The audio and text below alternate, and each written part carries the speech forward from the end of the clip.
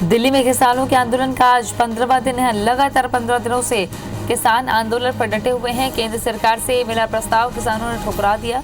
किसान संगठनों ने आंदोलन को तेज करने का फैसला लिया है।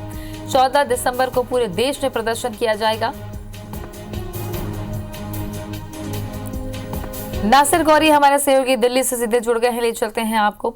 नासिर, किसान संगठन अपनी मांग पर अड़े हुए हैं। रुख किसानों का साफ है कि कानून वापस लिया जाए, हाँ या ना में जवाब। प्रस्ताव ठुकरा चुके हैं। पहले भी मौन सहमति दिखाकर ये कह चुके हैं कि हम सिर्फ कानून वापस लेने में ही अड़े हुए हैं।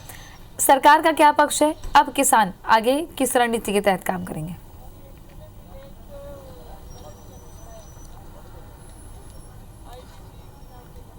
देखिए तृप्ति, आज किसान आंदोलन का 15वां दिन है और जिस तरह से 5 दौर की बैठक हो चुकी है, लेकिन अभी तक उसका कोई रिजल्ट नहीं निकला है। कल सरकार की तरफ से प्रस्ताव आया था, उसको भी खारिज कर दिया था, लेकिन अब आज शाम 4 बजे केंद्रीय मंत्री नरेंद्र सिंह तोमर हैं, कृषि मंत्री हैं, वो एक प्रेस कॉन्फ्रेंस करेंगे और उसमें किसानों से आंदोलन को ख़त्म करने की अपील करेंगे। इसके साथ ही सरकार की तरफ से जो कल एक प्रस्ताव किसानों को भेजा गया था 20 पन्नों का, कहीं ना कहीं उस पर भी चर्चा करेंगे। तो ऐसे में आज सबकी निगाहें फिर केंद्रीय मंत्री नरेंद्र सिंह तोमर की प्रेस कॉन्फ्रेंस पर टिकी हुई हैं। लेकिन वहीं दूसरी तरफ हम देखें तो जो दिल्ली के जितने भी बॉर्डर्स हैं, सिंघू बॉर्डर्स पे मैं मौजूद हूँ, टिकरी बॉर्डर है, गाजीपुर बॉर्डर है और बुराड़ी बॉर्डर है, तो वहाँ पर जो किसानों का जमावड़ा अभी भी लगातार बढ़ता जा रहा है। हज़ारों की संख्या में जो किसान हैं वो पहुँचे हुए हैं और लगातार सरकार के खिलाफ प्रदर्शन कर रहे हैं और उनकी सीधी सी एक ही मांग है कि उन्हें इस बिल में संशोधन नहीं चाहिए तो सिर्फ किसान बिल वापसी चाहिए, एमएसपी पे कानून चाहिए। एमएसपी पे कानून पर तो सरकार राजी हो गई है, लेकिन अभी भी कृषि बिल को लेकर पेच फंसा हुआ। और जो कल सरकार की तरफ से जो प्रस्ताव भेजा गया था उसमें 20 पन्नों का ये प्रस्ताव था, जिसमें से 10 पन्नों पर हर एक पॉइंट पर चर्चा हुई, लेकिन 10 पन्ने बहुत महत्वपूर्ण थे। और उसमें जिस तरह के जो लोग किसान नेता थे, योगेंद्र यादव हैं, मेघा पाटकर हैं, राकेश टिकैत हैं, उनसे बातचीत की गई तो उन्होंने साफ कहा कि ये जो प्रस्ताव सरकार की ओर से दिया गया था वो कहीं ना कहीं कॉरपोरेट घराने को फायदा पहुंचाने का था, वो इस प्रस्ताव में साफ दिखाई देता है। तो कुल मिलाकर देखा जाए तो लगातार किसानों का जो गतिरोध है सरकार के बीच में वो बढ़ता जा रहा है और सरकार अभी तक समन्वय बैठाने में नाकामयाब रही है, क्योंकि ये 24 तारीख से इनका जो धरना प्रदर्शन चल रहा है। और शुरुआती दौर में तो आंसू गैस तक के गोले छोड़कर इनको किसानों को रोकना पड़ा था, लेकिन अब लगातार जो उनका प्रदर्शन है उनमें जो संख्या है उसमें इजाफा होता जा रहा है। तो ऐसे में देखने वाली बात ये होगी कि आज शाम 4 बजे केंद्रीय मंत्री नरेंद्र सिंह तोमर की प्रेस कॉन्फ्रेंस है, वो किस तरह से अपनी बात रखने की कोशिश करते हैं। जो शुरुआती दौर में जो निकल के आ रही है बात, ये पहला तो वो किसानों से आंदोलन को ख़त्म करने की अपील करेंगे। साथ ही जो कल सरकार की तरफ से प्रस्ताव किसान संगठनों को दिया गया था, 40 संगठनों को, उस पर भी अपनी बात रखने की कोशिश करेंगे। तो ऐसे में देखने वाली बात यही है, सभी लोगों की निगाहें इस बात पर है कि केंद्रीय मंत्री नरेंद्र सिंह तोमर आज प्रेस कॉन्फ्रेंस में क्या किसानों से कहते हैं। और सभी की नज़र इसी पर है कि केंद्रीय मंत्री नरेंद्र सिंह तोमर जब भी किसानों से मीटिंग के बाद बोले हैं तो यही कहा है कि कानून तो वापस नहीं लिया जा रहा है, मनाने की कोशिश की जा रही है, प्रस्ताव तैयार किए जा रहे हैं, विकल्प तैयार किए जा रहे हैं। बहरहाल अब देखना है कि शाम को क्या प्रेस कॉन्फ्रेंस में कहते हैं। लेकिन अगर किसान आंदोलन की बात की जाए नासिर, तो मौके पर जब आप जाते हैं तो क्या रणनीति आपको समझ में आ रही है? आंदोलन तेज करने की किस दिशा में बढ़ेंगे?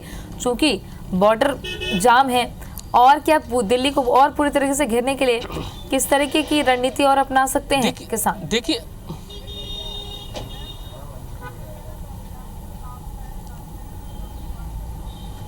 देखिए कल जब सरकार की तरफ से प्रस्ताव आया था उसके बाद किसानों ने अपना एक एक्शन प्लान है वो तैयार कर लिया है। पूरे देश भर में 12 तारीख को टोल फ्री करेंगे, जिससे किसान इस आंदोलन में दिल्ली की तरफ कूच कर सके। उसके साथ ही 14 दिसंबर को पूरे देश भर के हर एक ज़िले में किसानों का जो संगठन है वो प्रदर्शन करेंगे और साथ ही रिलायंस कंपनी के जितने भी प्रोडक्ट हैं उनका बहिष्कार करेंगे। और हम जैसे कि हर एक बॉर्डर पर घूम के आ चुके हैं, ग्राउंड लेवल पर जा चुके हैं, जैसा कि मैं सिंघू सिंघू बॉर्डर पर हूँ। लगभग 15 किलोमीटर तक यहाँ पर जो किसान नेता हैं उन्होंने किसानों ने इस बॉर्डर को घेरा हुआ है। आपको हज़ारों की संख्या में ट्रॉलियाँ नजर आएंगी, हज़ारों की संख्या में किसान नजर आएंगे। हर अलग अलग जगहों पर मंच है, अपनी बात कहने की कोशिश कर रहे हैं। जो भी उनके नेता हैं पंजाब से, हरियाणा से और अन्य प्रदेशों से जो भी आते हैं वो एक मंच पर जाते हैं और अपनी डायलॉग डिलीवरी जो भी किसानों को अपना मैसेज कन्वे करने की कोशिश करते हैं कि वो आंदोलन क्यों कर रहे हैं, क्यों ज़रूरत पड़ी है, क्यों किस तरह से मंडियों को ख़त्म करने की राजनीति चल रही है, क्यों कॉरपोरेट घराने को फ़ायदा पहुँचाने के लिए ये बिल लाया गया। तो सारी बातें वो एक विस्तृत रूप से करते हैं। लेकिन हम देखेंगे तो आप जैसे कि सिंघू बॉर्डर पर मौजूद हूँ, ये यहाँ पर किसान लोग हैं, अलग अलग जत्थों का आने का। आप लोग कहाँ से आ रहे हैं? पंजाब से आए हैं। पंजाब से क्या सोच कर आए हुए हैं आप लोग? हम अपने हक लेने आए हैं। अच्छा, कब तक लड़ाई जारी रहेगी ये? जब तक दिल्ली गवर्नमेंट नहीं मानेगी। देखिए सरकार की बातचीत तो लगातार चलती रह रही है, लेकिन कुछ हल नहीं निकल रहा। तो क्या सोच के बैठे हुए हैं? हम तब तक बैठेंगे जब तक मोदी सरकार नहीं मानेगी। हम तो 6 महीने का राशन लेके आए हैं। तो क्या सोच के बैठे? रास्ता निकल क्यों नहीं रहा सरकार और रास्ता ये सरकार जो थी है, ये सरकार ने रास्ता रोक रखा है। रास्ता तो वैसे खुला हुआ है, सरकार जान कर रोक रही, कोई हंगामा ना करे। हंगामा किसी किसान ने नहीं करा। किसान तो अपना हक मांगने आए हैं, कोई लड़ाई थोड़ा कोई दंगा करने आए हैं। देखिए तृप्ति, ये मैं आपको अपने बाईं ओर दिखाना चाहूँगा कि ये सिंघू बॉर्डर का ये प्रवेश का स्थान है।